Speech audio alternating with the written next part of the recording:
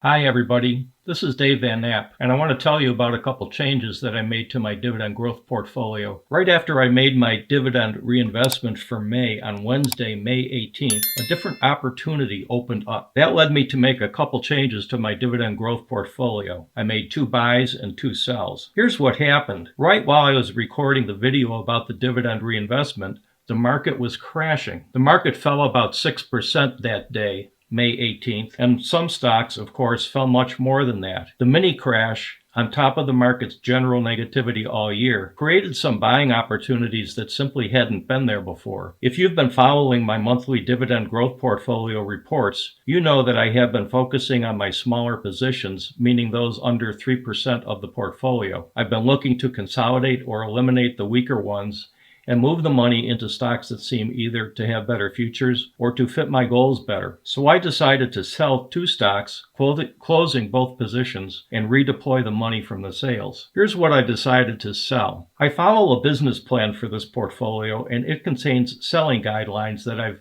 developed over the years. I sold out of my position in Smucker, ticker symbol SJM, and out of my position in Lowe's, ticker symbol LOW. In each case, the stock was in violation of one of my selling guidelines. In Smucker's case, its performance since I've owned it over the last 4 or 5 years has been significantly below my expectations. Not so much on the dividend side, but more on the total return side. It's been very sluggish. And that goes against my selling guideline that I've numbered 2C. In Lowe's case, it's performed much better, but Lowe's is a very low yielding company, and I leave it open to myself to have the flexibility to sell stocks when, say, price increases in their stocks cause their yield to drop below 2%. And that was the case with Lowe's. And so it fell under selling guideline 2G. My selling guidelines are not hard and fast rules. I look over the whole situation in any case, and I can decline to sell if I so choose. But in these 2 cases, I decided to go ahead and sell because I had other opportunities that I thought were better for the money. Here's what I did.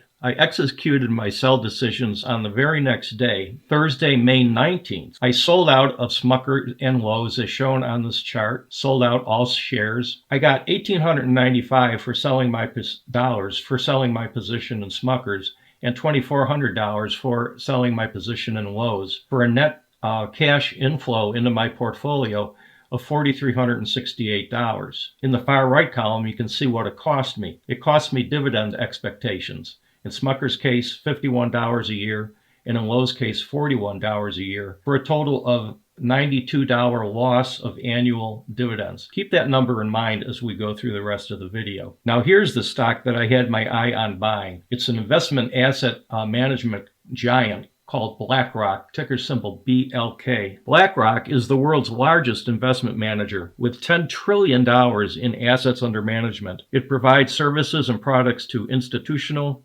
intermediary, and individual investors. Its clients include companies, unions, pension plans, insurance companies, foundations, and banks, as well as individual investors like you and me. BlackRock was founded in 1988, and it's based in New York City, with additional offices around the world in cities such as London, Boston, Hong Kong, and elsewhere. You can see from the slide that BlackRock's quality snapshot is terrific. It gets top grades in 3 of the 5 categories, and second highest grades in 2 of the categories, so it totals 23 out of a possible 25 points, which is a good solid A. This continues my focus over the last several years to emphasize quality of companies when I make investments. Here's BlackRock's dividend snapshot. You can see that it's almost as good as its quality snapshot. It gets the highest dividend safety grade of 98. It's been increasing its dividend for 12 years, which is only an okay length of streak, but that's the worst score here. Its yield has gone up to 3.3%, which is a good yield. Its most increase was 18% in January. Its 5-year dividend growth rate has been 13% per year. Both of those are very fast rates of increase. And its 10-year dividend growth trend has been steadily in the double digits, which I consider to be excellent for a stock yielding over 3%. So BlackRock gets a total of 32 out of 35 possible dividend points, and that also rates as an A, the way I look at things. BlackRock's yield has gone up over 3% to 3.3% at the moment I bought it, because its price has been hammered since last November. You can see from this chart, which covers just November to May 19th, May 20th actually, right after I made the purchase. The blue arrow indicates the general direction, which you don't need an arrow to see. It's been going down steadily. It's down 36% since November 1st. And that's what created the opportunity in its dividend. To be honest, I never thought I would see Blackrock yielding 3%, 3.3% to be specific, but here we are. That's right in my sweet spot for this portfolio. I use several methods to value stocks, and then I averaged them out. Here's what I came up with for Blackrock's valuation. A fair price of $776 per share, a fair range of $737 to $815. Blackrock's current price, as I made my transaction, was around $590. That's why I put the blue arrow way over at the discount end. I consider anything under $737 to be a discount price on Blackrock, and $590 is more than $100 less per share. I consider anything above a 2.6% to be to indicate a discount price, and Blackrock, as I said, is yielding 3.3%. Overall, I see Blackrock as 24% undervalued at this time. This slide brings everything we've been talking about together. Blackrock is in the financial sector. Its sub-industry is asset management. It's a mid-cap stock with a market cap of 8.4%. We've talked about the quality snapshot, the dividend snapshot, the extreme undervaluations. All of those are dark green because they're in the highest rating category that I give. And I checked out Wall Street's recommendations, and consensus on Wall Street is that Blackrock is a buy right now. I used most of the money from the sales on the purchase of 6 shares in Blackrock on May 19th. That's a new position, so my number of shares goes from 0 to 6. I spent $3,565 to buy those shares, and now that they're in the portfolio, I've added an annual additional dividend run rate of $117 per year. After that, I had some money left over, which I decided to use to add to a small existing position that I have been building. The company is UGI, which is also its ticker symbol. UGI became America's first public utility holding company when it was founded in 1882 in Pennsylvania. Today, UGI is an international distributor of energy products and services, mostly based on natural gas and propane. UGI's utility business is its regulated gas operation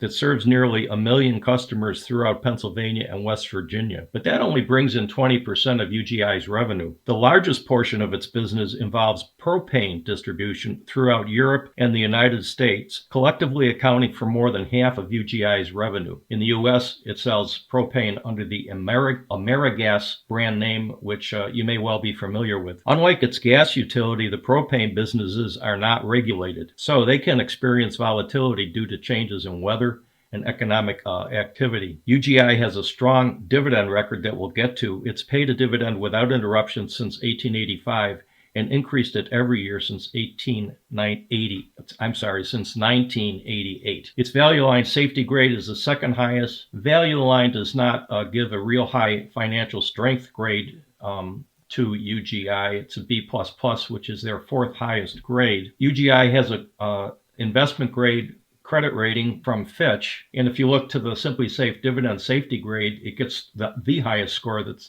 Simply Safe Dividends gives for its safety, 99 out of 100. Morningstar does not cover UGI with a human analyst, so they do things algorithmically, and their algorithm says that UGI deserves a no moat rating. I don't put much stock into that, as they work backwards from numbers to decide the moat rating in the case of a stock that they don't cover by a human. Overall, still, UGI ends up with 17 quality points out of 25 possible on my scale, which is a solid investable grade. I give it a C, and it does not sink to the area that I would consider to be uninvestable, despite the 2 orange grades that we see on this slide. The dividend snapshot, I've already mentioned in the far left column that the 99 out of 100 dividend safety grade from Simply Safe Dividends is the highest grade they give. The 34-year increase streak is excellent. The yield at 3.6 is good, and it's higher than Blackrock's yield. The most recent increase wasn't all that hot. They just made it in May, and it's 4.3%. But the 5-year dividend growth rate has been 8% per year, which I consider to be an average or okay growth rate for a stock yielding 3.6%. Its 10-year dividend growth trend has usually been in the high single digits, just as its 5-year DGR is in the 8% range, and I also consider that okay.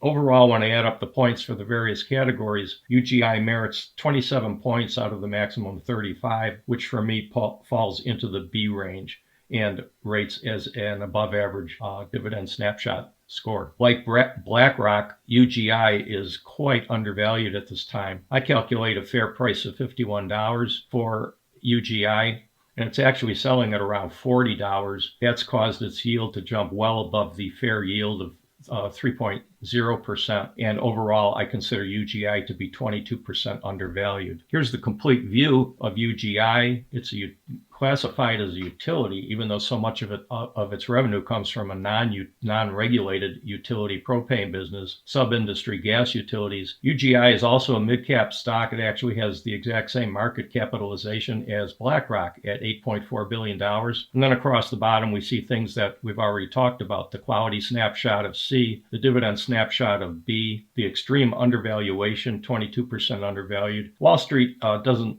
view UGI quite as highly as I do. Frankly, their consensus recommendation is a hold, not a buy, but that's still good. And I don't put all that much weight. I kind of provide that for additional information for you guys. So as with Blackrock, I bought UGI on May 19th with the money left over after I had bought my position in Blackrock. I was able to buy 20 shares, which upped the number of shares in my portfolio from 63 to 83. It cost me $800.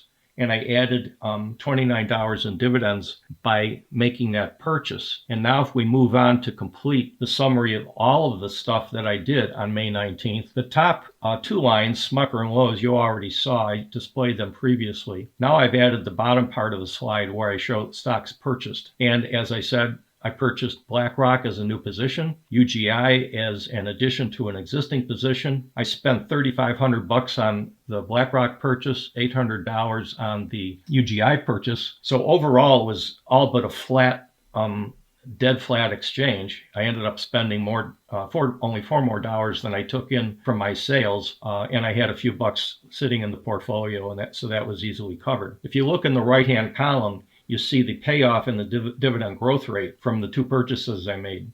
Blackrock will add $117 to my annual dividend run rate. UGI adds $28 to that run rate. And when you net it all out, the dividends that I, so to speak, lost from selling Smucker and Lowe's and the dividends I added by buying Blackrock and UGI, I end up actually with a $53 per year positive change to my annual dividend flow. This slide summarizes the various changes I've made this year to the portfolio. In prior videos, I've told you about selling out of Chevron and 3M earlier in the year. The line labeled May is the two stocks we've talked about in this video, the purchase of Smucker and Lowe's, and the annual impact on dividends of plus $53 shown in the far right column. So year to date, I've added $54 by making various changes to my portfolio. I've moved about $18,000 out of some stocks and into other stocks, which, all things considered, the portfolio is in the $160,000 total range. It's not really much of a churn rate. I don't believe in churning the portfolio. I do believe in jumping on great opportunities when they come along.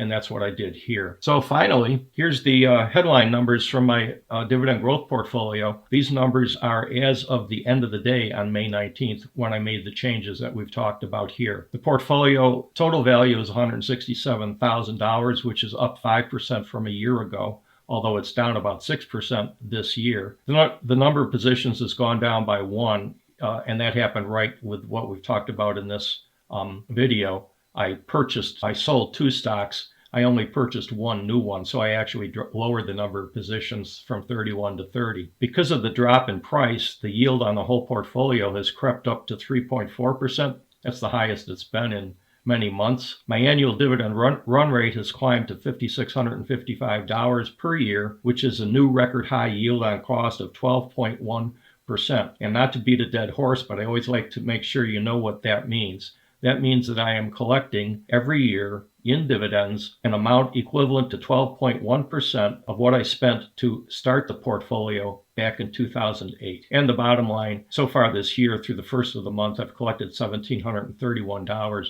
That's nearly 12% more than I had collected at the beginning of May last year. And if you're still with me, that's the end of this video. Thank you for watching. Please remember to click the buttons, the thumb up if you enjoy this content, subscribe to our channel, and ring the bell if you want to get notifications when we post new videos, or if you ask a question or make a comment and you get a response to it, you'll get a notification about that response. I will answer your questions and talk to you in the comments section below the video. So long, everyone. Bye-bye.